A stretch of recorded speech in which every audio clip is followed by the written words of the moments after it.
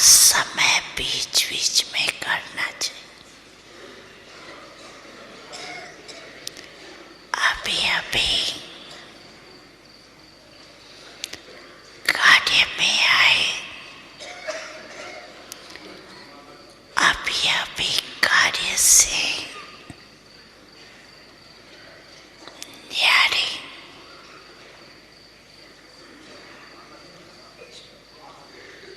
साकारी सो निराकारी स्थिति में स्थित हो जाए।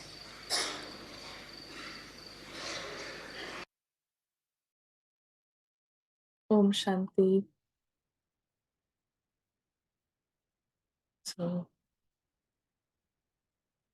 बाबा की अभी हमने ड्रिल करी।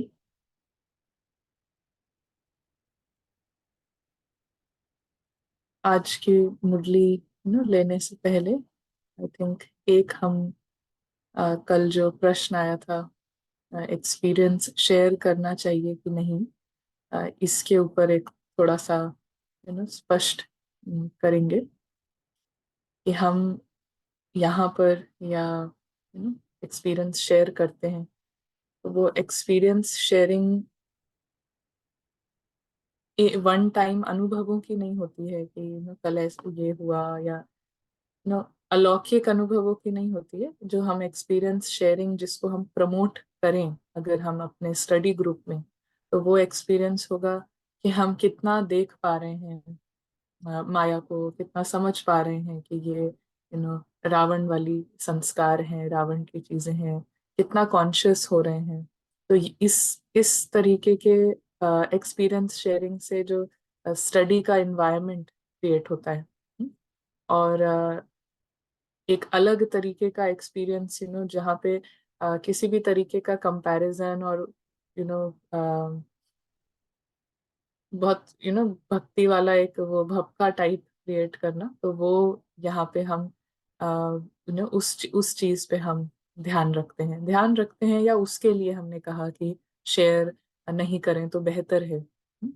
सो या so it is more about कि एक्सपीरियंस जब हम शेयर करने की बात करते हैं तो एवरीडे स्टूडेंट को क्या अनुभव हो रहा है, हर दिन स्टूडेंट को अपनी पढ़ाई से क्या समझ में आ रहा है, क्या उसने सीखा है, कितना उसकी क्लैरिटी बढ़ रही है, ये शेयर करना। तो स्टूडेंट एक होता है स्टूडेंट एक्सपीरियंस शेयरिंग जिससे स्टडी का इन्वायरमेंट बढ़ता है, और एक होता है हम अपने को कुछ रावण यहाँ पे आके करे कि तुम योगी हो और तुम्हारे अनुभव और वो वाली शेयरिंग, तो वो चीज है। कोई भी चीज ऐसी नहीं है जिसके लिए हम कहें कि ये करो ये मत करो। क्यों? क्योंकि हमें इतना ही समझ चाहिए कि कोई भी चीज हम करते हैं, वो एक्सपीरियंस शेयरिंग हो, वो मुरली सुनना हो, मुरली सुनाना हो, क्लास लेना हो, सेवा करना हो, सब कुछ सब कुछ करना है, सब कुछ अच्छा है। किसी चीज के लिए मना ही नहीं है।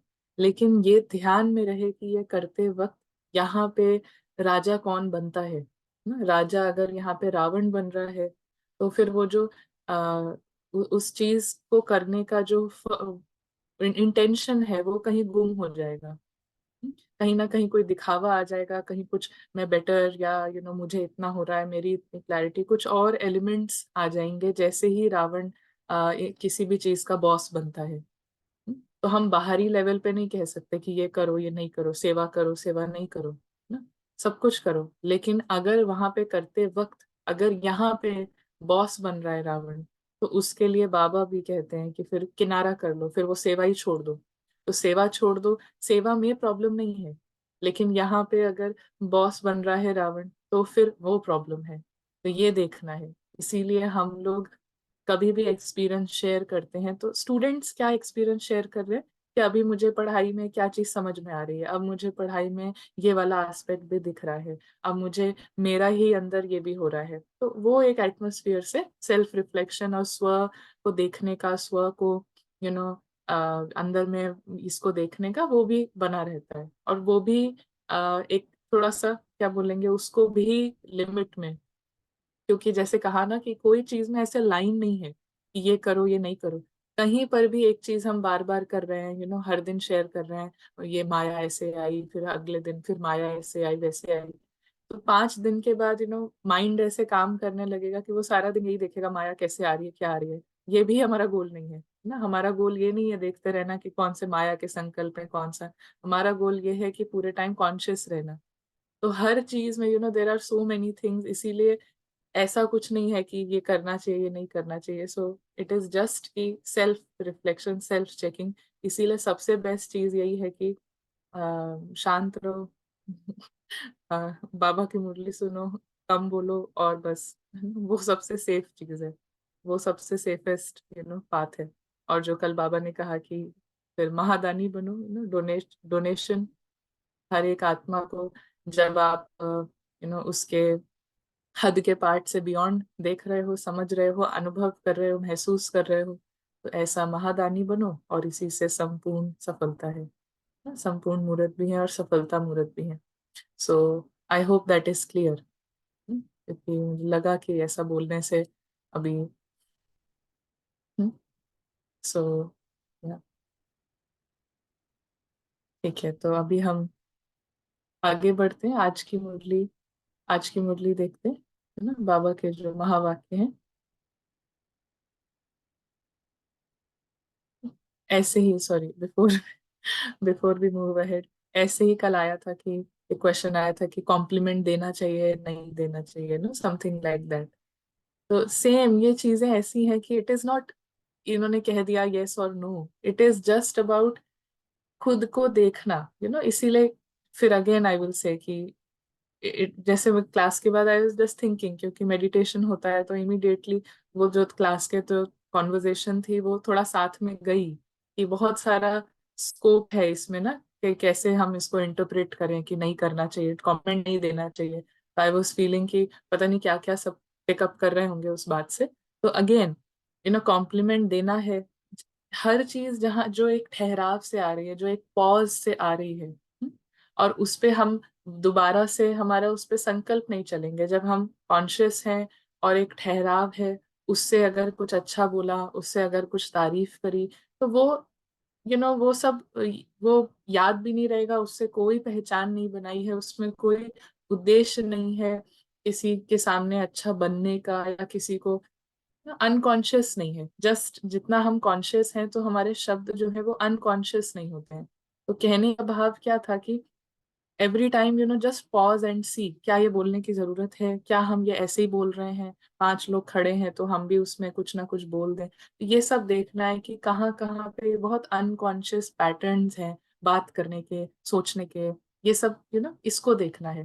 तो जस्ट सी, जैसे एक बार आई वाज शेयरिंग कि हाँ, कोई हमारे साथ इंडिया से कोई आया था जो सेंटर पे रह रहा था, और वो मतलब वो आए यहाँ पे रहे और चले गए, है ना। तो उनके जाने के 3 महीने बाद तक जो भी मुझसे मिलता था, तो वो पहला question, hello sister, Om Shanti.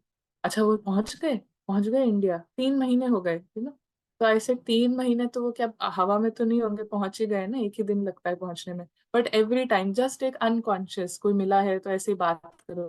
कई बार क्या होता है, कोई हस्बैंड वाइफ है, आए हैं सेंटर, हस्बैंड आएगा तो ओम शांति भाई, बहन कैसी है ना, बहन आएगी तो ओम शांति भाई, भाई कैसा है ना? तो all the time this is all unconscious, unconscious patterns. कोई मतलब नहीं है आंसर जान के भी, है ना। सामने से अगर उन्होंने बोल दिया कि हाँ भाई ठीक भी है, कोई यहाँ पे कोई फर्क नहीं पड़ रहा है, बट जस्ट अनकॉन्शियसली। तो ये होता है कि रावण यहाँ पे राजा बना हुआ है।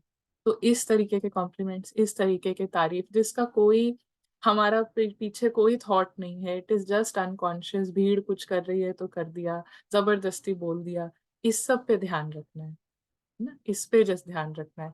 बाकी कॉम्प्लीमेंट देना, तारीफ करना बहुत अच्छी बात है। बस ये देखना है कि हर चीज होते वक्त कॉन्शियस है ना, कि हम अनकॉन्शियस होकर सब कुछ कर रहे हैं।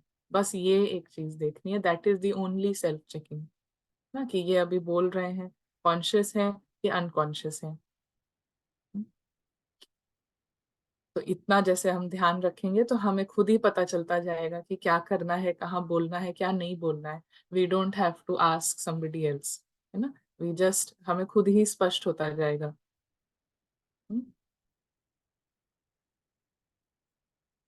तो हर हमारा जो बोल हो, हर हमारा, हाँ, स्टॉप अननेसेसरी टॉक, हर चीज का जो है ना कोई उसके उसका बेमतलब ना हो, है ना, बेमतलब ना हो।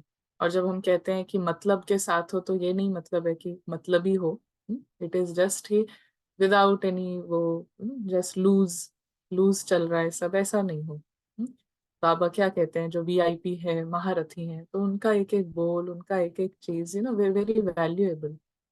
सो ये जो मुरली है, ये है 25 जनवरी 1969। ये बाबा के बहुत ही प्यारे महावाक्य हैं। 25 जनवरी 1969। और इन महावाक्यों का टाइटल है समर्पण की ऊंची स्टेज। राइट, समर्पण की ऊंची स्टेज, श्वासोश्वास स्मृति। तो समर्पण की ऊंची स्टेज है श्वासोश्वास स्मृति, है ना। तो स्मृति, स्मृति क्या होती है? स्मृति कोई शेयर करेंगे, स्मृति क्या होती है? व्हाट इज स्मृति? हम्म कॉन्शियसनेस, मेमोरी, याद, okay. Feeling, conscious of, consciousness. Hmm तो स्मृति, हाँ, सब राइट है। स्मृति का अर्थ क्या होता है कि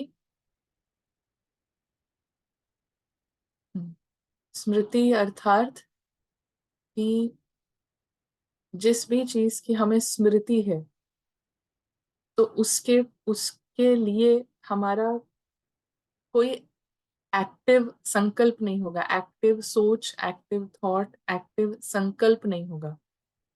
कॉन्शियस संकल्प, एक्टिव ही बोलना चाहिए, या कॉन्शियस, कोई उसके प्रति थॉट, सोच, संकल्प नहीं होगा। स्मृति अर्थात बहुत deeply ingrained, very deeply ingrained, ये सब कॉन्शियसली।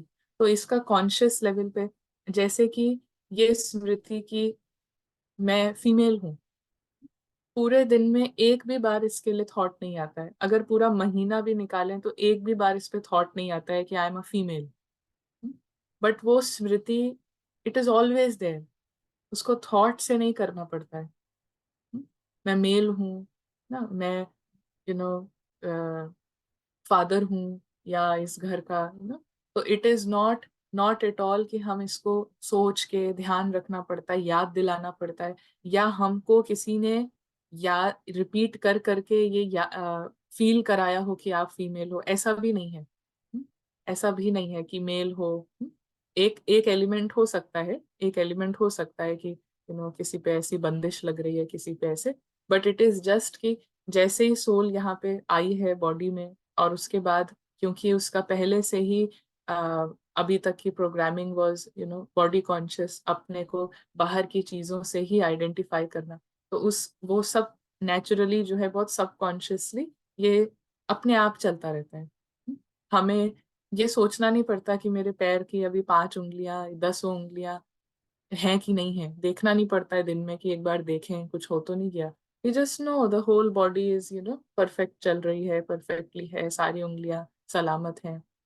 तो ये एक स्मृति अर्थात आपका बहुत डीप सबकॉन्शियस समझ, सबकॉन्शियसली, मतलब कोई एक्टिव उसके प्रति थॉट नहीं है।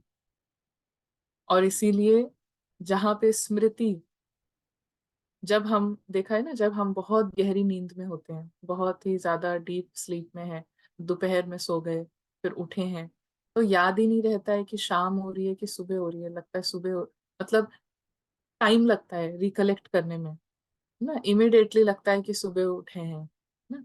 तो ये यहाँ पे स्मृति काम करती है ना, ये स्मृति काम करती है कि हम सो के उठे हैं, तो नेचुरली रात है लेकिन लग रहा है कि सुबह हुई है।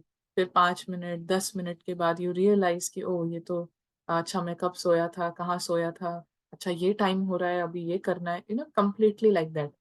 सो यहाँ पे हम देखते हैं कि बाबा कहते हैं कि विस्मृति, अभी जो है कंप्लीट विस्मृति है। अभी जिस चीज की भी स्मृति है, उसका nothing to do with who am I, truly मैं कौन हूँ, उससे कोई मतलब नहीं है अभी जो भी स्मृतियां हैं। तो इसीलिए उसको टोटल में कहा जाता है विस्मृति। और स्मृति अर्थात जो मैं हूं उसकी स्मृति।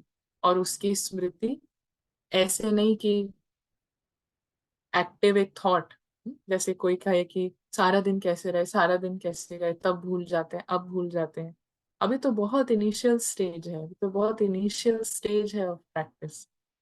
जैसे इन्हें सोचना ही नहीं पड़ता है, लेकिन पूरे अच्छे से याददाश्त यही है, पूरी अच्छे से स्मृति यही है कि मैं माँ हूँ, मैं फीमेल हूँ, मैं मेल हूँ। इतना क्लियर स्मृति है, लेकिन बिना सोचे है, बिना कोई थॉट के, बिना कोई संकल्प के। तो ऐसे ही मैं आत्मा हूँ, ये ऑल द टाइम, तो ये होता है स्मृति, सही आ, मैं के आधार पे स्मृति, है ना। तो इसमें ऐसा नहीं होगा कि हम वहां गए तो वहां भूल गए। जैसे कभी भी हम भूलते हैं, हम कहीं जा रहे हैं, दूसरे कंट्री जा रहे हैं, भूल जाएंगे कि मैं फीमेल हूँ। हम्म, कभी नहीं भूलेंगे। तो पूरे टाइम वो स्मृति काम करती है। सो ऐसे ही हम अपने जॉब पे जा रहे हैं, कुछ काम करने जा रहे हैं, तो भूल जाए मैं आत्मा हूँ, बाबा है। नो, वो कांस्टेंट स्मृति ना। तो इसके लिए बाबा कहते हैं कि श्वासोश्वास स्मृति, ये समर्पण की, सरेंडर, पूरा अंदर से सरेंडर है। जो कल बाबा ने बताया, विशाल रूप से सरेंडर। तो उसका नतीजा क्या है कि श्वासोश्वास, कोई संकल्प नहीं है, कोई सोच नहीं है, कोई कमेंट्री नहीं है, लेकिन हर सांस अंदर बाहर जा रही है। और स्मृति, कंप्लीट स्मृति है कि मैं आत्मा हूँ। और उसका कोई संकल्प, उसका कोई वो नहीं है। जैसी स्मृति होती है, फिर वैसी ही स्थिति होती है, वैसी वृत्ति होती है। और जैसी स्मृति है, नेचुरली माइंड और इंटेलेक्ट उस स्मृति के आधार पे काम करता है। तो कोई थॉट नहीं है कि पल पल के मैं आत्मा, मैं आत्मा। इट इज जस्ट उस स्मृति के आधार पे ही मन चलेगा, बुद्धि चलेगी। मन में डर नहीं होगा, बुद्धि में किसी तरीके का फंसना नहीं होगा, कि स्मृति ही है कि मैं यहाँ की नहीं हूँ, ये पराई दुनिया है। मैं अविनाशी हूँ। तो अव्यक्त स्थिति में स्थित होकर अव्यक्त को व्यक्त में देखो। तो पहला बाबा का महावाक्य है कि अव्यक्त स्थिति में स्थित होकर अव्यक्त को व्यक्त में देखो। अभी भी सब व्यक्त हैं ना, सब व्यक्त रूप से यहाँ पे प्रेजेंट है, लेकिन अव्यक्त स्थिति से व्यक्त में भी अव्यक्त को अनुभव कर सकते हैं, महसूस कर सकते हैं, देख सकते हैं। तो आज एक प्रश्न पूछ रहे हैं कि सर्व समर्पण बने हो। बाबा ने प्रश्न पूछा कि सर्व समर्पण बने हो। तो बच्चों ने रिप्लाई किया कि सर्व समर्पण तो है ही ना। ऐसे भी बच्चे होते हैं जो हर चीज के आगे लगा देते हैं कि है ही, और बस हो गया ना। तो बाबा कहते हैं कि ये सभी का विचार है, या और कोई का कोई और विचार है। तो बाबा कहते हैं सर्व समर्पण सब है। तो सर्व समर्पण किसको कहा जाता है? सर्व में ये देह का भान भी आता है। देह और देह का जो भान होता है, जो कि होता है पार्ट, रोल कॉन्शियस, पार्ट की कॉन्शियसनेस, है ना। मैं ये पार्ट हूँ, मैं अनन्या हूँ, ये स्मृति। और विद अनन्या क्या रोल है, कैसा पार्ट है, उसकी स्मृति। तो वो सोचना नहीं पड़ेगा। हम घर गृहस्थी के हैं, सोचना नहीं पड़ेगा, ये दैट इज जस्ट एक स्मृति। हद के आधार पे वही स्मृति है। कोई दिन भर में याद नहीं करना पड़ता है कि हम घर गृहस्थी के हैं, इट इज जस्ट देयर। तो बाबा कहते हैं कि ये जो समर्पण है, इसमें क्या आ जाता है? देह का भान भी आ जाता है। देह का भान, पूरे पार्ट की अवेयरनेस होना, पूरे पार्ट के आधार पे स्मृति होना, सेंस ऑफ आई होना, ये भी आ जाता है। तो इसका भी समर्पण। देह में देह ले लेंगे तो देनी भी पड़ेगी, लेकिन देह का भान तोड़कर समर्पण बनना है। तो आप क्या समझते हो कि देह के अभिमान से भी संपूर्ण समर्पण बने हो? तो देह का भान है, तो बाबा कहते हैं पहले तो अभिमान पे ही हम बात करें, है ना। कि देह देह का अभिमान पहले हटता है, फिर भान हटता है। फिर भान हटेगा। तो जो पार्ट के आधार पे जो ईगो है, जो ऑब्वियस अहम है, पहले वो सरेंडर होता है ना। और वो जितना स्ट्रांग है तो फिर उस पार्ट का जो भान भी है वो भी फिर सरेंडर होना। तो बाबा पहले कहते हैं कि यहाँ पे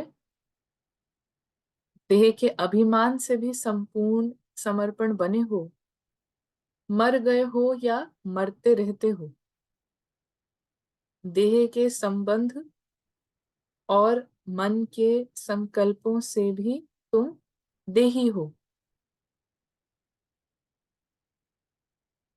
देह का भान कैसे तोड़े? हर क्लास में ना हम यही डिस्कस करते हैं कि देह का भान कैसे तोड़े।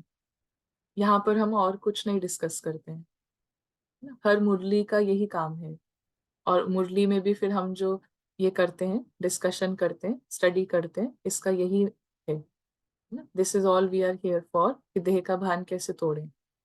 तो यहाँ पे बाबा कहते हैं कि मर गए हो या मरते रहते हो, तो देह के संबंध और मन के संकल्पों से भी तुम देही हो। तो आत्मा जो है वो देह के संबंध से भी, और है ना, मन के संकल्पों से भी, जो मन के उसके संकल्प हैं उसके पीछे वो देही है। ये देह का अभिमान बिल्कुल ही टूट जाए, तब कहा जाए सर्व समर्पणमयी जीवन। तो जो सर्व त्यागी सर्व समर्पण जीवन वाला होगा उनकी ही संपूर्ण अवस्था गाई जाएगी ना। तो कहा कि जो आत्मा है उसके ऊपर जितनी भी कंडीशनिंग है, पार्ट रोल आफ्टर रोल, अभी का जो पार्ट, जब इसका कंप्लीट सरेंडर है तभी संपूर्ण आत्मा की जो स्थिति है वो अवस्था फील होगी, गाई जाएगी।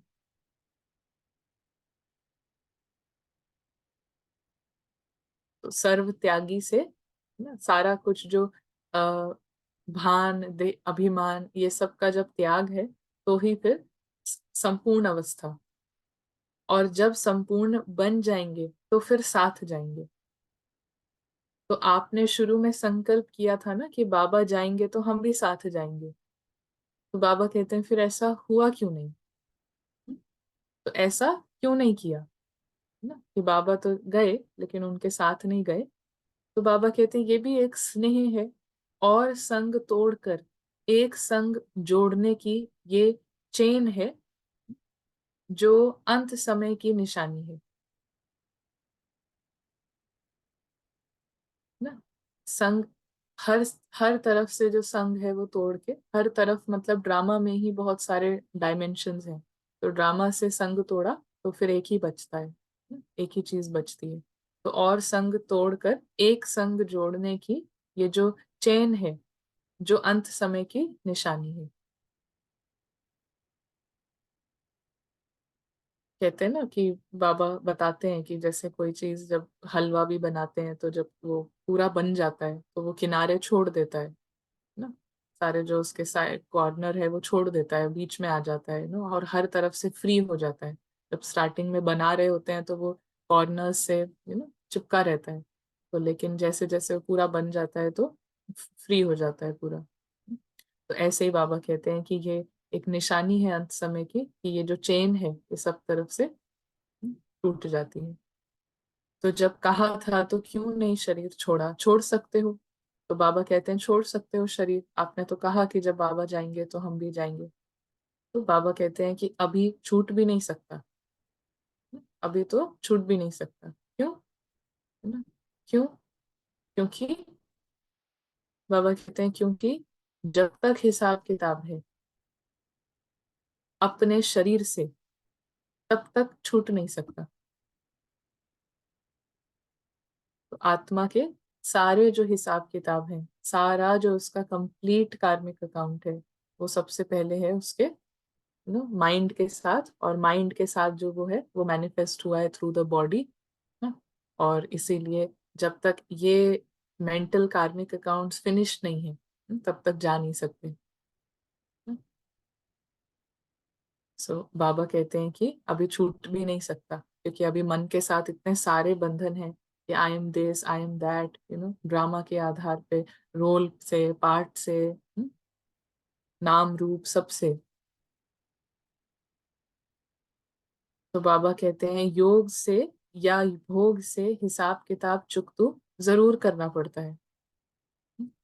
योग से या भोग से हिसाब किताब चुकतो जरूर करना पड़ता है। आज जो कितनी बार बाबा ने कहा कि है ना, जाना नहीं भी हो तब भी मैं लेके जाऊंगा, है ना, रेडी नहीं भी हो तब भी मैं लेकर जाऊंगा, फिर उसमें बहुत पनिशमेंट्स हैं, है ना। तो आज काफी स्पष्ट किया बाबा ने। तो ऐसे ही योग से या भोग से, है ना, करना जरूर है। कोई भी कड़ा हिसाब किताब रहा हुआ है तो ये शरीर रहेगा, ना। कोई भी कड़ा हिसाब किताब आत्मा का इस ड्रामा के आधार पे, हिसाब किताब माना कि इस हिसाब की किताब का मतलब ये है कि ये पूरा ड्रामा जो है वो एक कहानी है ना। It is like a story book. और आत्मा जब इस स्टोरी बुक में आई है, इस कहानी में आई, ना, तो इस कहानी के आधार पे उसने अपनी क्या क्या पहचान बनाई है। जितनी भी पहचान उसने इस कहानी के आधार पे बनाई है, उसकी एक दूसरी किताब बन जाती है, हिसाब की किताब। तो ये कहानी स्टोरी बुक आत्मा को मिली पढ़ने के लिए, सिर्फ देखने के लिए, है ना, कि पेज बाय पेज फ्लिप होता जाएगा और आप उसको पढ़ के फिनिश कर दो। लेकिन पेज बाय पेज चल रहा है और पेज बाय पेज पे ये मैं, है ना, मैं ऐसी, मेरा स्वभाव ऐसा, मेरा संस्कार ऐसा, ना, रोल के बारे में बात हो रही है, तो पूरा उससे आइडेंटिटी बनाना, तो एक नई किताब क्रिएट हो जाती है। तो जब तक इस किताब को, इस कहानी को कहानी नहीं समझेंगे, तो फिर ये हिसाब किताब खत्म नहीं होगा। और जब इस कहानी को कहानी समझते हैं तो ये जो किताब है ये भी फिनिश हो जाता है, ना, ये खत्म हो जाता है। तो इसको बाबा कहते हैं कि वैसे तो कोई भी हिसाब किताब कड़ा रहा हुआ है तो ये शरीर रहेगा, छूट नहीं सकता। वैसे तो समर्पण हो ही, लेकिन अब समर्पण की स्टेज ऊंची हो गई है। समर्पण उसको कहा जाता है जो श्वासोश्वास स्मृति में रहे, एक भी श्वास विस्मृति का न हो, हर श्वास में स्मृति रहे। और ऐसे जो होंगे उसकी निशानी क्या है, ऐसे जो होंगे उसकी निशानी क्या है, उनके चेहरे पर क्या नजर आएगा, क्या उनके मुख पर होगा, मालूम है ना? ऐसे जो होंगे जिनका श्वासोश्वास स्मृति है, अभी वो नया जो रियल स्मृति है वो जग गई है। हाँ, विस्मृति खत्म हो गई, कॉन्शियस हो गए, जो स्मृति है रियल ओरिजिनल कि मैं कौन, वो एक्टिव है। तो फिर क्या उनके चेहरे पर नजर आएगा, क्या उनके मुख में होगा। तो इसको बाबा कहते हैं कि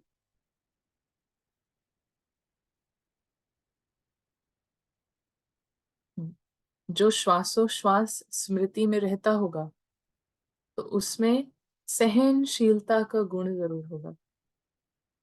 सहनशीलता का गुण होगा, और सहनशील होने के कारण एक तो हर्षित और शक्ति दिखाई देगी। तो सहनशील माना उनके प्रेजेंस में आप फील करेंगे कि कितने ड्रामा की बातें आती हैं, तूफान आते हैं और सब कुछ, हर तरीके का स्टॉर्म आता है। लेकिन ये आत्मा जो है ये अपने स्मृति में फर्म रहती है। तो उसके अंदर से, जैसे शंकर जी का दिखाते हैं ना कि उन्होंने ये सारा जो जहर है वो पी लिया। हम्म, तो मतलब ये जो ईगो के ये जो बातें आती हैं, स्टॉर्म्स आते हैं, और इसमें जो यहाँ से जो है ईगो पूरा सिद्ध करने के लिए भागता है ना, ये अपने को जिंदा रखने के लिए सारे अटेम्प्ट्स करता है। तो इन सबको समाना, इन सबको बिल्कुल मर्ज कर देना, ये जितने भी टेंडेंसीज हैं, ये जितना भी ये उतावलापन है, ये जो एक तरीके से जो पागलपन होता है ईगो का, रावण का, इसको अंदर में समाना। इससे बहुत मेच्योरिटी, बहुत ज्यादा मेच्योरिटी, बहुत सहनशील व्यक्तित्व अनुभव होगा। सो सहनशील भी है और हर्षित मुख भी है, क्योंकि प्राप्ति भी है, पूरा प्राप्ति है। और उस प्राप्ति के आधार पे इस ईगो को जो अंदर में उछल खाता है और ये तमाम तरीके के जो हिसाब किताबें जंप करते हैं, इसको सामान्य का भी है ना। उसकी मत पर कोई एक्शन करने का नेचर नहीं है, या उसकी मत पे कोई एक्शन करने का उस पे कंट्रोल किया है ना, डिसिप्लिन किया है, तो उससे वो सहनशीलता है। तो इसीलिए जो शिव बाबा हैं, ब्रह्मा बाबा हैं, तो वो प्यार का सागर है ना, वो मास्टर प्यार का सागर है। तो इतना मतलब उनमें वो प्यार का सागर है, मतलब हर सोल के लिए उनके पास प्यार ही प्यार है, क्योंकि सोल ही दिखती है ना, ये सब नहीं दिखता है, रावण नहीं दिखाई देता, समझ में आता है, लेकिन उसको प्यार आत्मा से है फिर भी। और ऐसे ही यू नो ब्रह्मा बाबा जो नंबर वन, तो वो भी मास्टर ओशन ऑफ लव। लेकिन वो जो लव है, वो जो अगर वो सामने खड़े हों, तो उनकी प्रेजेंस में इतनी गंभीरता, इतनी सहन शक्ति होगी कि हमारे अंदर का जो ईगो है, जो अभिमान है, वो डरेगा। वो इतने लविंग है, इतने प्रेम के मूर्त हैं, लेकिन ईगो जो है वो बहुत डरेगा। तो उसको होगा नहीं कि जाएं चले जाएं, हेजिटेशन होगा। तो वो हेजिटेशन सोल का नहीं होता है, वो ईगो जो है उसको, क्योंकि वहां पे जीरो ईगो है, हाँ, तो वो दूसरे के अंदर के भी ईगो को ऐसे पुश करता है ना, उसको भी मर्ज करता है। तो वो जो ईगो का उतावलापन है जनरली कोई पर्सनालिटी होगी, वो कहीं पे भी कुछ भी बोलती रहेगी, कहीं पे भी कुछ भी, इमेच्योरिटी है ना, उसको कोई वो नहीं होगा सेंस कि कहाँ क्या बोलना है। लेकिन ऐसी ऐसी व्यक्तित्व के सामने उसको लाया जाए, तो ईगो जो है वो कंप्लीटली अलर्ट होगा ना। तो इसीलिए प्यार की इतनी फीलिंग, इतना अनुभव होता है, प्यार का इतना अनुभव, लेकिन फिर भी देर इज दैट सहनशीलता, दैट गंभीरता, जो कि ईगो को दूर रखेगा। तो यहाँ पे भी सोल जागृत होगी और that will receive the love ना। तो इसको बाबा कहते हैं कि जहाँ पे श्वासोश्वास स्मृति है, तो सहनशीलता का गुण जरूर होगा। हम्म? और आ, सहनशील होने के कारण हर्षित शक्ति दिखाई देगी, और उनके चेहरे पर निर्बलता नहीं होगी ना। उनके चेहरे पर एक ये दिखाई देगा कि कैसे रावण को हराते हैं, तो वो एक रावण को शिकस्त देने का एक कॉन्फिडेंस दिखेगा, एक बल दिखेगा ना। जैसे कोई स्टूडेंट है, साइलेंट रहता है, वो अपनी पढ़ाई करता रहता है, तो उसके अंदर एक कॉन्फिडेंस रहता है कि मेरे सामने जब पेपर आएगा, तो मैं आई कैन स्कोर। तो वो कॉन्फिडेंस कोई अहंकार का कॉन्फिडेंस नहीं है, लेकिन एक स्वमान की रीति से उसको कॉन्फिडेंस है कि कैसा भी पेपर आएगा मैं आंसर दे सकता हूँ, है ना, मैंने ये सब ऑलरेडी पढ़ा हुआ है। तो वो एक माया को हरा देने का जो बल है वो दिखेगा, तो निर्बल नहीं होंगे ना, कभी भी निर्बल नहीं होंगे। तो ये जो कभी कभी मुख से निकलता है कि कैसे करें क्या होगा, ये जो शब्द निर्बलता के हैं, वो उनके मुख से, सॉरी, वो नहीं निकलने चाहिए ना। तो बाबा कहते हैं कि यहाँ पे वो जो मुख से निर्बलता के शब्द हैं वो नहीं निकलने चाहिए। तो बाबा कहते हैं कि जो भी बात जब मन में आता है, तो ही मुख पर आता है हम्म, ना। जो मन में आता है, तो वो ही मुख पर आता है, परंतु मन में नहीं आना चाहिए, मन में नहीं आना चाहिए। मन मना भव और मध्याजी भव। जब आत्मा पूरा बुद्धि का उसने सरेंडर कर दिया है बाबा को, है, तो फिर मन जो है वो मन मना भव रहता है। मन जो है वो आ सारा जो है उसके इसके उसका जो डायरेक्शन रहती है, वो गॉड्स माइंड काम करता है ना। बुद्धि अगर बाबा को दी है, राम को दी है, तो मन जो है वो गॉड का माइंड काम करेगा ना। और हर आत्मा के पास ये ऑप्शन है, ये एक गॉड माइंड है ना, गॉड्स माइंड, उसको यूज करना। दुनिया में इसके लिए बहुत सारी चीजें लिख दी गई हैं कि there is only one mind, पूरी दुनिया में एक ही मन है, हम सब उसी को यूज करते हैं। तो अलग अलग तरीके से इस समय पे जो हुआ है उसके यादगार हैं, उसके बातें हैं, लेकिन इन एसेंस यही बात है कि जितना जो है समझ गॉड लाइक है, डायरेक्टर जो है वो बाबा है। तो जैसा डायरेक्टर होता है तो मन वैसे ही काम करता है। तो मन जो है फिर वो ना मन मना भव। तो मन मना भव का अर्थ होता है कि मन के जितने भी बॉडी कॉन्शियसनेस के भाव हैं, है ना, उसको मना कर, उसको मनाया है। तो बुद्धि में नॉलेज है, तो जितने भी उल्टे उल्टे भाव हैं, है ना, बॉडी कॉन्शियसनेस, उनको मना कर इधर लगाना। तो मन मना के भव, तो गॉड उसमें सरेंडर कर देना। सो मन मना भव का अर्थ बहुत गुह्य है। तो अब बाबा बताते हैं कि मन मना भव का अर्थ बहुत गुह्य है। तो इसमें क्या अर्थ है इसका? तो मन बिल्कुल जैसे ड्रामा का सेकंड बाय सेकंड जिस रीति से जैसा चलता है, उसी के साथ साथ मन की स्थिति ऐसे ही ड्रामा की पटरी पर सीधी चलती रहे। तो मन मना भव का अर्थ क्या है? कि मन ड्रामा को जानते हुए कि ये टोटल ड्रामा है, तो मन के एक एक जो संकल्प है, एक एक जो उसके अंदर का भाव है, उसमें किसी भी तरीके का फिर क्वेश्चन, कंप्लेंट, कोई शिकायत, कोई असंतुष्टता नहीं होगी। क्योंकि मन इस बात से कंप्लीटली कंप्लीटली अलाइंड है कि ये पूरा ड्रामा है, टोटल ड्रामा है। ये टोटल एक फिक्स्ड ड्रामा है। तो सेकंड बाय सेकंड जो है मन डिपेंडेंट नहीं है ड्रामा पे। जब मन डिपेंडेंट होता है ड्रामा पे, तो ड्रामा में जो हो रहा है वैसे ही मन संकल्प करता है, वैसे ही मन के भाव आते हैं। क्यों? क्योंकि सबसे पहली चीज यही मिसिंग है कि ये ड्रामा है ना, कि this is a fixed story theatre going on. ये एक थिएटर चल रहा है।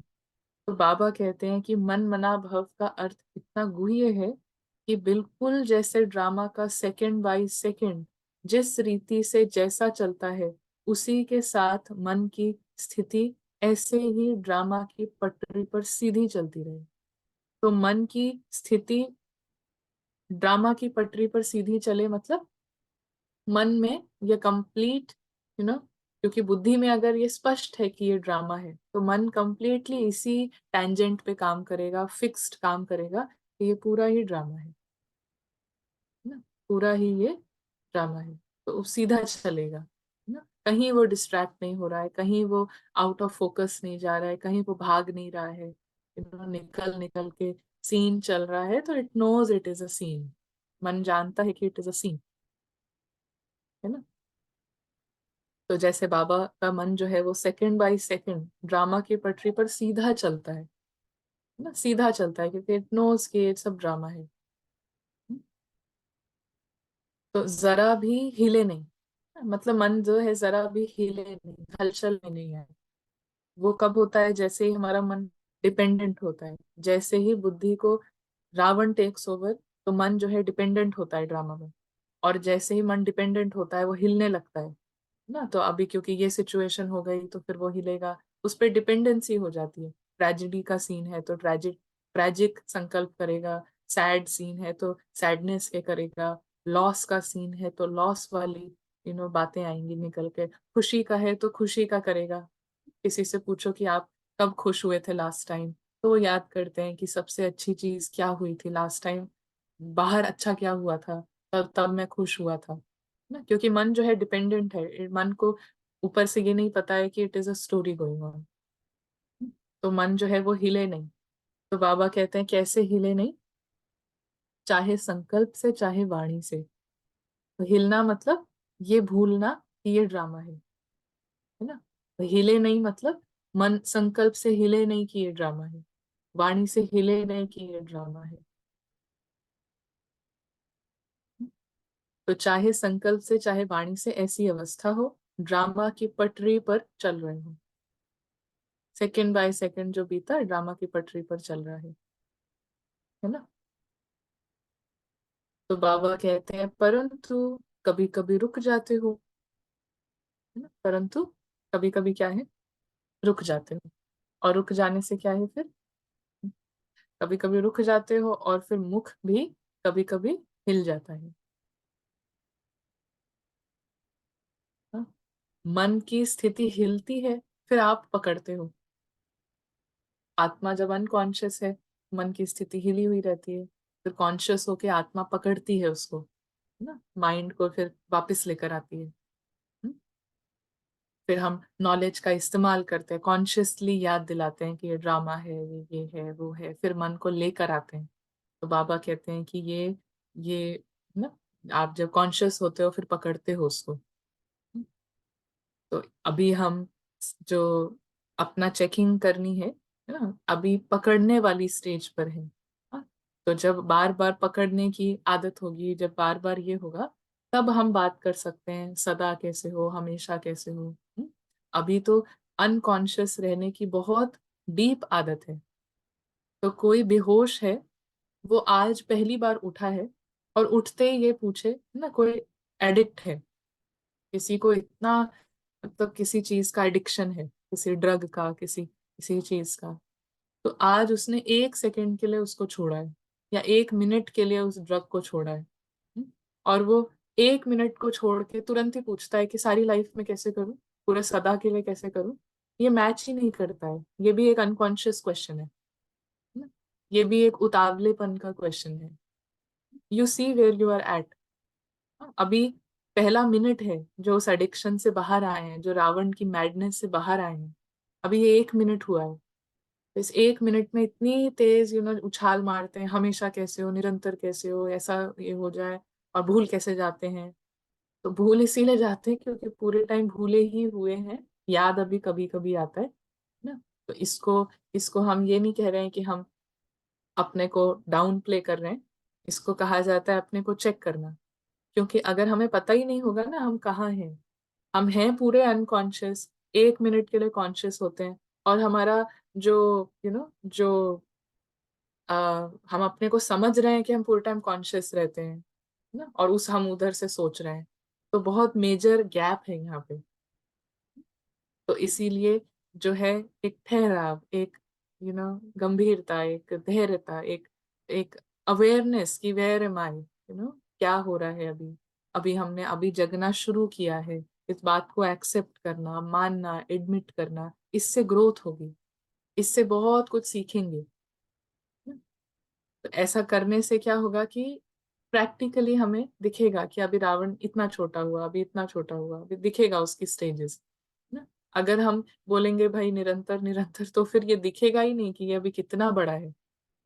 और वो सारे क्वेश्चंस और वो भी रावण ही करता रहेगा। हाँ, कि निरंतर तो हो नहीं रहा, तो कैसे करें, है ना, अभी तो इतना टाइम से सुन रहे हैं, 2 महीने से। हाँ, फॉरएवर तो हो नहीं रहा, भूल जाते हैं। तो ये सब रावण की मैडनेस है। अच्छी है, अच्छा इंटरेस्ट है, मगर वो टेक ओवर वो जरूर करता है। तो इसीलिए बाबा कहते हैं कि मन की स्थिति हिलती है, फिर आप पकड़ते हो, तो ये भी जैसे एक दाग हो जाता है। तो अच्छा, फिर भी एक बात अब तक भी कुछ वाणी तक आई है, प्रैक्टिकल में नहीं आई है। तो कौन सी बात अभी वाणी तक आई है लेकिन प्रैक्टिकल नहीं हुई है ना? अभी एक बात है जो ड्रामा की, जो प्रैक्टिकल में, जो वाणी तक आई है, जो अभी प्रैक्टिकल में नहीं आई है। वाणी तक है अभी, है ना। अभी और वाणी पे क्यों है, क्यों बताया, क्या बताया बाबा ने, कि जो मन में होता है वो वाणी पर आता है ना। पीछे बाबा ने बताया ना, जो मन में होगा वही शब्दों में आता है, वही वाणी में आता है। तो बाबा कह रहे हैं एक बात अभी ऐसी है जो कि आपके मन में, वाणी में आती है, लेकिन प्रैक्टिकल में नहीं आई है। प्रैक्टिकल में आना मतलब, लेकिन अभी स्मृति नहीं आई है पूरी पूरी ना, अभी स्मृति नहीं आई है, अभी आने की उस पे है। तो वो कौन सी बात है? तो बाबा कहते हैं यही ना, यही जो सुनाई ड्रामा की ढाल। अभी ये ड्रामा है, ये मन में संकल्प के रूप में है, ये वाणी में शब्दों के रूप में है ना। लेकिन बाबा कहते हैं ये प्रैक्टिकल में आ जाए। लेकिन और बात भी बता रहे थे। वो ये है ना, और बात बाबा क्या बता रहे हैं कि अब इसको प्रैक्टिकल करने के लिए बाबा एक बात बताते हैं कि जैसे अब समय नजदीक है ना, समय जैसे नजदीक आ रहा है, ड्रामा के सीन्स जो है वो क्लोज आ रहे हैं फिनाले की तरफ, तो वैसे समय के अनुसार जो अंतर्मुखता की अवस्था है, वाणी से परे अंतर्मुख होकर कर्मणा में अव्यक्त स्थिति में रहकर धारण करने की जो अवस्था दिखाई देनी चाहिए, वो कुछ अभी भी कम है ना। तो जैसे जैसे फिनाले पास आ रहा है, तो बाबा कहते हैं कि समय अनुसार क्या है, अंतर्मुखता की अवस्था हो, मतलब you are just seeing yourself observing, हाँ, यू आर सीइंग कि क्या हुआ, अभी एक्टर ने कैसे एक्ट किया। ऑब्जर्वर जो है, कोई एक्टर होता है, तो एक्टर साथ साथ में ही अपने को ऑब्जर्व भी करता है, मतलब एक्टर एक्टिंग भी कर रहा है, और वो ये भी देखता ऑब्जर्व भी करता रहेगा कि मैंने एक्टिंग अभी ये वाला ऐसे बेटर कर सकते थे, या इसमें ये चीज जो थी ये मैं भूल गया, है ना। तो सबसे हाईएस्ट जो हमारी पोजिशनिंग है वो है ऑब्जर्वर, दृष्टा। तो दृष्टा है आत्मा, और अभी निमित्त रूप से उसका एक्टिंग भी चल रही है, उसका पार्ट भी चल रहा है। तो ये हम ऑब्जर्व भी करते जाते हैं, एक्टिंग को ऑब्जर्व भी करते जाते हैं। तो इसको अंतर्मुखता की अवस्था, वाणी से परे अंतर्मुख होकर कर्मणा में अव्यक्त स्थिति में रहकर धारण करने की अवस्था दिखाई देनी चाहिए, वो अभी भी कम है। कारोबार भी चले और ये स्थिति भी रहे, है ना। कारोबार भी चले, ड्रामा भी चले ना, और स्थिति भी रहे। स्थिति कैसी रहे कि ये ड्रामा है ना। अभी बहुत साल पहले ऐसा था, बहुत बहुत साल पहले, कि एक बार ना हम देख रहे थे, दादी रतन मोहिनी मुरली पढ़ रही थी, तो हम देख रहे थे। तो अम, अभी अगेन इसका कोई ऐसा भपका बनाने वाली चीज नहीं है, ऐसे और भी हो सकते हैं जिनकी वो स्थिति है, बट दिखाई देने में अलग अलग तरीके होते हैं दिखाई देने के। बट उन दिनों हमने हर दिन देखा कि दादी जैसे मुरली पढ़ती थी, तो यहाँ पे जैसे एक लास्ट पेज पे एक शब्द लिखा है ना, एक वर्ड लिखा है, तो वो उस वर्ड के आगे की जो पूरी लाइन होती थी जो नेक्स्ट पेज पे है, वो पहले ही उस पूरी लाइन को बोल देते थे ना, और फिर पेज टर्न करते थे। और वो मुरली कितनी बार, वो एक बार नीचे देखते थे और ऊपर होके 3 लाइन बोल देते थे ना। जैसे हम एक बार एक लाइन देखते हैं और फिर वही बोलेंगे ऊपर ऊपर करके चेहरा ना, एक पढ़ी एक बोली ऐसे चलता है। लेकिन वो एक बार ऐसे नीचे देखते थे और वो नॉन स्टॉप 3-4 लाइन बोल देते थे। तो उनका जो ये सीन चल रहा था, वो देख के many years back, may be 7 years ago, complete ये एक्सपीरियंस हुआ कि जैसे कि आत्मा जस्ट निमित्त रूप से उसका एक्टिंग चल रही है, पार्ट चल रही है, and she is not, the actor, जो ऑब्जर्वर है वो बस देख रहा है उस पूरे सीन को, और it it appeared like a scene, पूरा एक सीन ही दिख रहा था ना। आगे से आगे उनको लाइन पता थी, जैसे कि वो मुरलीज वो कितनी बार पढ़ चुके हैं, तो मे बी दैट दैट जो उसकी जो मेमोरी है वो इमर्ज रूप से थी, तो उनको देखना नहीं पड़ रहा था ना। एक बार नीचे देखते थे 4-5 लाइन, एक बार नीचे देखा 4-5 line. That is not possible, वैसे humanly it is not possible कि हम इतनी सारी चीजें इमीडिएट सेकंड पे याद रख लें। अभी भी हम पढ़ रहे हैं, 1-2 लाइन याद है, दिख रही है, आगे की आगे वो बोलते थे ना। तो इस रीति से ये सब हम कर सकते हैं, लेकिन आत्मा ये सब कर सकती है जब जस्ट उसका उसको ये स्मृति जैसे हो जाए ना, स्मृति इमर्ज हो जाए कि ये सब ड्रामा है, पार्ट चल रहा है। तो चलते हुए पार्ट को आत्मा देख रही है। उसका एक बार सर नीचे करना, देख पढ़ना, रिकॉर्ड चल रहा है, फिक्स्ड रिकॉर्ड चल रहा है। पूरी मुरली उन्होंने अनगिनत बार पढ़ी हुई है, मतलब ये अभी भी हम जो पढ़ रहे हैं, ये हमने कल कितनी बार, हर कल्प में हम ये पढ़ते हैं। तो ये स्मृति इमर्ज हो जाए, तो ये इसकी जो मेमोरी है वो भी इमर्ज हो जाएगी, आगे की आगे लाइन क्या है सब कुछ इमर्ज रहेगा। तो you are just reading the dialogues. So इस तरीके से कारोबार भी चले और ये स्थिति भी रहे, तो ये दोनों ही इकट्ठा एक समान रहे। अभी इसमें कमी है। अब साकार तो अव्यक्त स्थिति स्वरूप में स्थित है, लेकिन आप बच्चे भी अव्यक्त स्थिति में स्थित होंगे तो अव्यक्त मुलाकात का अलौकिक अनुभव कर सकते हो।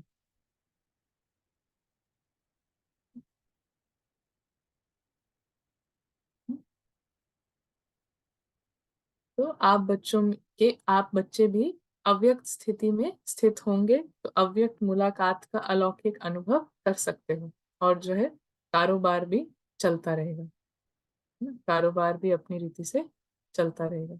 तो ये काफी मन मना भव का, है ना, गुह्य जो अर्थ है। सो मन जो है बिल्कुल अलाइंड है कि दिस इज अ ड्रामा, है ना, ये पूरा एक ड्रामा है। तो वो मन मना भव नेचुरल पहुंचने के लिए या नेचुरल स्थिति बन जाए, उसके लिए ये कॉन्शियस अनकॉन्शियस ये खेल चलता रहता है ना। अभी अनकॉन्शियस है, फिर कॉन्शियस हुए, फिर मन में क्रिएट किया संकल्प। पहले भी बताया था ना कि ये एक स्टेट है, ये एक स्थिति है। मन मना भव समर्पण ये एक स्थिति है। तो इस स्थिति को बनाने के लिए बार बार हमें यूज करने होते हैं राम के संकल्प, यूज करने होते हैं कॉन्शियसली थॉट्स। बार बार उसको यूज करते हैं तो फिर क्या है, वो स्थिति बन जाती है। फिर वो स्थिति इज लाइक एन अम्ब्रेला, वो एक स्टेट है। तो पहले हम यूज करते हैं संकल्पों को, राम के संकल्पों से खेलते हैं, बार बार यूज करते हैं मन में, तो वो अम्ब्रेला, वो एक स्थिति हो जाती है। फिर उस स्थिति में समर्पण की ऊंची स्टेज, वो जो समर्पण की जो स्थिति है, उसमें सारी जो हर तरीके की बात रहेगी। फिर संतुष्टता, सहनशीलता, नो बाबा ने कहा हर्षित मुक्ता, सारी चीजें उसमें रहेंगी। वो एक छत्र छाया है। आत्मा जब उस स्टेट में पहुंच गई, पूरा छाता जो है वो ओपन हो गया, अम्ब्रेला ओपन हो गया। तो ये मुरली आगे भी है, हम इसको कल देखेंगे। आगे का जो है वो तो और भी इसको कैसे करना है उसका प्रैक्टिकल में बहुत अच्छा है। अमृत वेला बाबा बताते हैं, अमृत वेला क्या करो। सो वो हम कल देखेंगे। तो अभी कुछ जो हमने देखा मन मना भव, सो किसी को कुछ शेयर करना है, कोई लास्ट लास्ट कोई थॉट है या कुछ ऐसा। हम्म। जया बहन, अभी जो हमने मुरली पढ़ी है ना, उसी से रिलेटेड हम लेंगे। उससे रिलेटेड है तो आई म्यूट यू। जी। हाँ। ओम शांति दीदी। हाँ जी। दीदी, कल भी मैंने आपसे ये देहभान का पूछा था सवाल, लेकिन आपकी हम्म। आवाज थोड़ी कट हो रही थी ना, तो ठीक से समझ में नहीं आया मेरे। तो मुझे हम्म। पूछना था दीदी कि ध्येय भान को मिटाने के लिए मैं प्रैक्टिस हम कर रहे हैं, वो थोड़ा थोड़ा थोड़ा हो रहा है, लेकिन क्या होता है दीदी, जब हम फिर से ध्येय ध्येय ध्येय के जो काम, जो रोज के काम है वो उसमें हम आ जाते हैं ना, तो फिर से वो ध्येय भान जागृत होता है, फिर रोल कॉन्शियस भी जागृत होता है। तो उसकी वजह से वो क्या है, सक्सेस नहीं मिल रहा है ऐसा लग रहा है दीदी। वो प्रैक्टिस इतना भी कर रहे हैं ना, फिर भी वो सक्सेस नहीं मिल रहा है। वो ध्येयमान बार बार आता जाता है, आता जाता है, उससे रोल कॉन्शियसनेस भी आता जाता है। तो ऐसा लगता है कि सक्सेस ही नहीं मिल रहा है दीदी। और बाबा ने भी अभी कहा मुरली में कि अंतर्मुखी फुल टाइम रहना है, निरंतर रहना है, क्योंकि समय भी बहुत कम है। तो मुझे ऐसा लगता है कि समय पर फिर हम वो पहुंच सकेंगे क्या, वो देह अभिमान पूरा मिट जाएगा क्या, क्योंकि समय भी बहुत कम रहा है ना दीदी, इसलिए वो जरा टेंशन हम्म। आ रहा है मुझे। हम्म।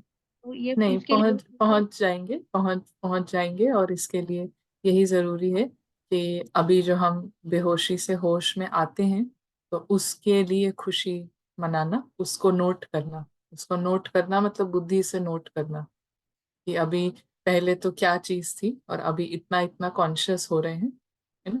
तो इसकी तरफ नजर रखना, इसके लिए खुशी होना, तो हमेशा हम भरपूरता की तरफ जाएंगे।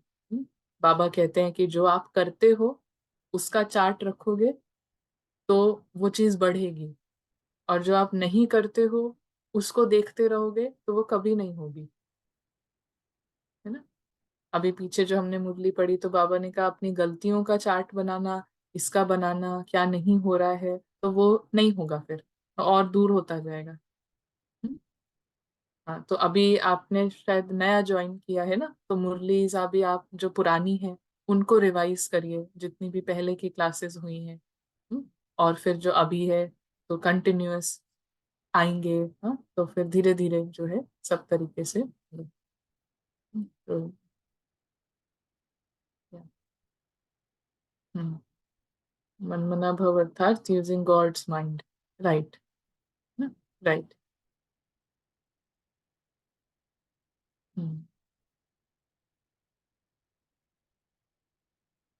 सो ठीक है, फिर हम अभी 1 मिनट के लिए अभ्यास करते हैं। हम्म, 1 मिनट के लिए आत्मा जो है पूरा ही ड्रामा,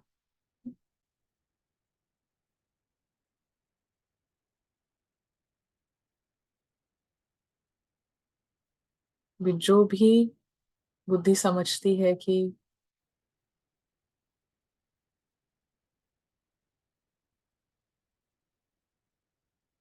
रोल के लेवल पे, पार्ट के लेवल पे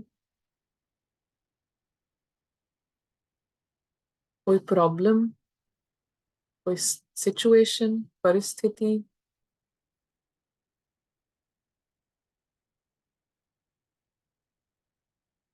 रावण ने ऐसा खेल खेला है, माया ने ऐसी ऐसा स्पेल, एक काला जादू किया है आत्मा के ऊपर, कि आत्मा जो थोड़ी देर के लिए यहाँ पर आई है और एक पार्ट प्ले करती है।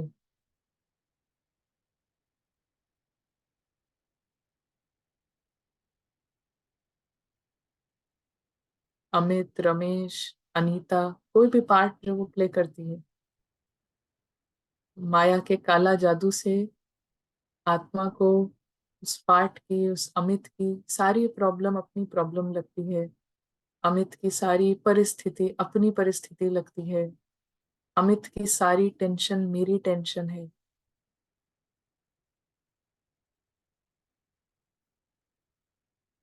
ये है काला जादू।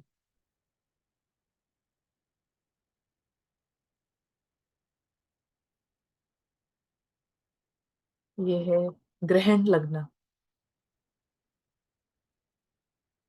और आत्मा इन क्षणों में जो कॉन्शियस होती है, कॉन्शियस आत्मा ये बहुत अच्छे से जानती है कि अमित की, अनीता की कोई भी सिचुएशन, कोई भी प्रॉब्लम, कोई भी शिकायत मेरी नहीं है। मैं थोड़ी देर के लिए आया हूँ इस पार्ट में, ड्रामा अनुसार ये पार्ट मिला है और ये खत्म हो जाएगा।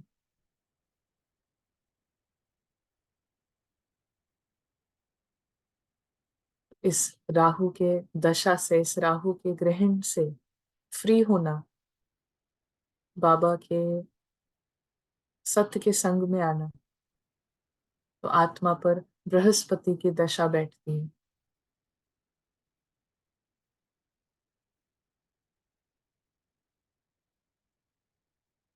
आत्मा उठती है और खेल चलता रहता है, ड्रामा चलता रहता है सेकंड बाय सेकंड। और मन हर संकल्प में जानता है, समझता है कि ये ड्रामा है, और उसको, उस ड्रामा को चेंज करने का, उसको उससे शिकायत करने का, वो फिक्स्ड ड्रामा से असंतुष्ट होने का उसका स्वभाव नहीं है।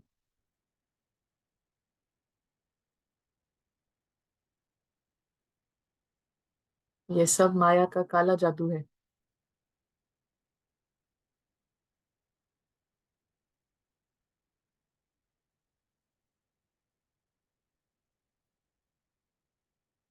जितना बाबा के जादू में, बाबा के संग में आएंगे, तो वो एक ईश्वरीय मैजिक के एक्सपीरियंस से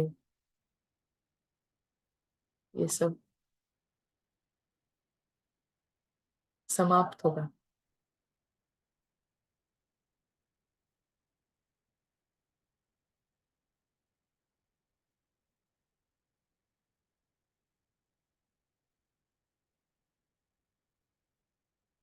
आत्मा सदैव सुखी है, संतुष्ट है, भरपूर है, उसके पास सब कुछ है।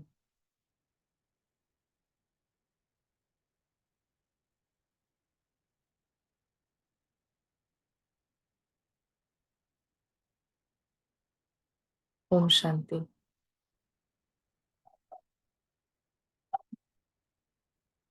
ओम शांति। कल मिलते हैं।